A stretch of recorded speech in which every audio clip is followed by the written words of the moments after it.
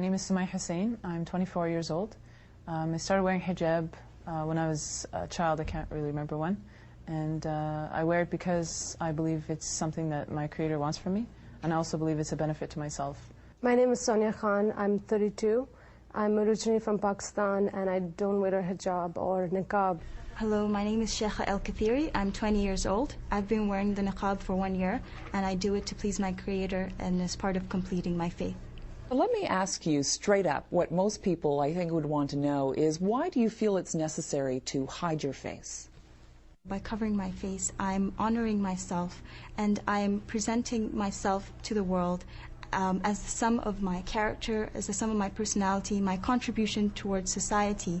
And it's just a little bit that I'm doing to enable me to go through this path of spiritual discovery. And it's something that I really feel glad and happy, and I feel so wonderful for having done it. And it's just a spiritual choice. Why do you feel wonderful for having done it? It just exemplifies the fact that I'm an honored Muslim woman. I am an honorable woman who has her own opinions. She has her own voice. I have my own personality. I have my character. I have everything that's wonderful about me, the way I contribute to society. And my beauty is a wonderful part of me as well. But I don't feel that I have to display it all for the world. Is that the function of your hijab when you wear it?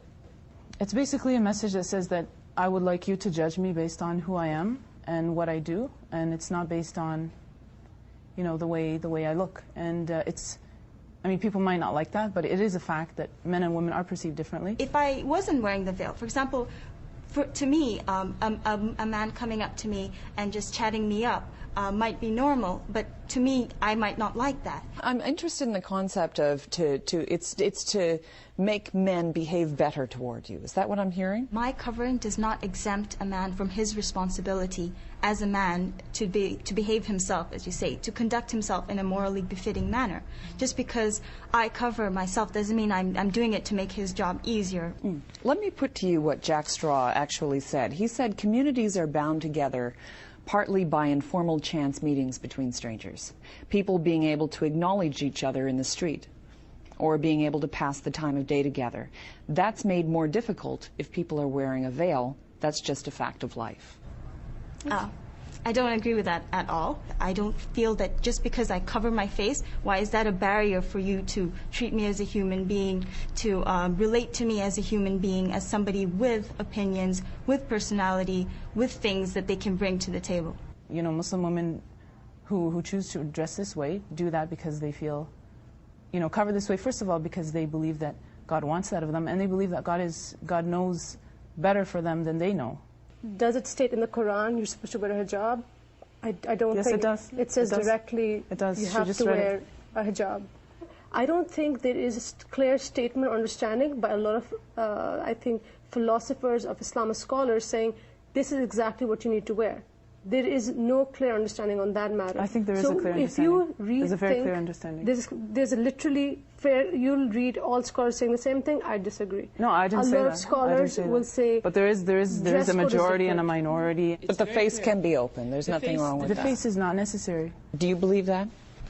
Yeah, I wasn't wearing it before, and now I am. There are people who do believe that the face is obligatory, but I think that it's their choice in the end. Sonia, what do you think the message is when you see a veiled woman? We need to question, okay, I'm living in Canada, I'm wearing a hijab, I'm covering up my face. Am I going to be somebody who will bring people together, Jews, Christians, Muslims? I don't think so. Am I going to be the one who will be a philosopher, bringing new ideas to the table, actually getting people to get involved in the community? I think you'll create more barriers. It's not you, it's them. It's as in the people around you. They're stereotypes, they're perceived notions. All I'm saying is, as a Muslim, you're a missionary at heart. You're supposed to actually attract people towards you, not repel them. Well, let me bring this to you, and this is the English translation of the Quran. Tell the faithful women to lower their gaze and guard their private parts and not display their beauty except what is apparent of it, and to extend their scarf to cover their bosom. Are you not being faithful to the Quran? It doesn't say cover any particular part except for the bosom. So I think it's about the humility of it, and there's no kind of implication of what item do you need to wear. We need to integrate, we need to assimilate, and we need to be able to move from one culture to the other without looking like something out of a different era. I don't think it creates any barriers. I don't think you have to assimilate in all ways. I think you should assimilate in the basic human ways of goodness and helping others, but you shouldn't have to assimilate in your dress, because what is dress? It's just superficial. No, it's not. People always perceive you by what you wear. No one, I'm not talking about your communication. For example, if I'm non-Muslim, I will judge you. I will put a label on you and I'll walk away because how is that our fault, though? It's not your fault, but I think the world has changed, and as a Muslim, you need to represent Islam as an encompassing thing, not an exclusionary thing. You're excluding people in your world. Samaya, you want to say something to that? I think you need to give people a little bit more credit. Like, people are really, they're not that stupid. Like, I mean... You mean the public at large? Yeah, I mean, just because someone's covered up in a certain way, it doesn't mean that everyone is going to see them as someone who's completely weird. But is there discomfort? Can you feel discomfort from people who are not Muslim, who don't understand? If I meet someone who doesn't know anything at all about Islam and has no stereotypes, they're going to be very friendly with me. It's the baggage and it's the stereotypes that make people, you know, defensive and prejudiced and so on. Mm-hmm. I know people are walking, look at me, don't agree with me. That's totally acceptable. How do you know? I know, because I know that the way they look at me. How do they look at you? Okay, there are a few people who give dirty looks and stuff like that. Mm-hmm. I'm used to it. Most people, they're just curious. They don't know, which is fine too. I wish they would come ask me. I'd love to explain it. Essentially, what Jack Straw was saying, and a lot of people are saying now, is, you know, how can I trust you? How can I get a feel for what you're saying if I can't see the entirety of your face? Well, let me ask you a question. How do you get a feel for what somebody's saying when you talk to them on the phone? And we use telephones like constantly nowadays. People use the internet. Do you believe you're equal to a man? Oh, the thing is that I do believe I'm equal to a man. Why don't men wear the same kind of equivalent? If men are equal to women, why is that? Where is the equality? Let's ask, why do you think that is, that men are not required? Presumably God made, we can all agree on this, God made all of us, right? He made my face, your face, a man's face. Why would he require a woman to cover some aspect of herself and not a man? Covering yourself is something that's natural to us. We cover parts of ourselves that we think is not for public consumption. Mm-hmm. And if people differ on what that modesty is, I think that's totally fine, and I don't see why anyone should have a problem with it. And the issue of equality in dress, I mean, men also have their own dress code that they can't just walk around wearing whatever they want. So if Jack Straw if you were in his office and he said, "Would you mind removing the veil so I could talk to you in the presence of another woman?" what would you say? I would say, I do mind. Why does it bother you that I have to remove it in front of you? Can't you communicate with me as a normal human being? I don't think that the fact that I'm wearing a veil prevents you from communicating with me as a normal human being in a normal way. And I don't see why you have to get me to do this thing, to take off my veil.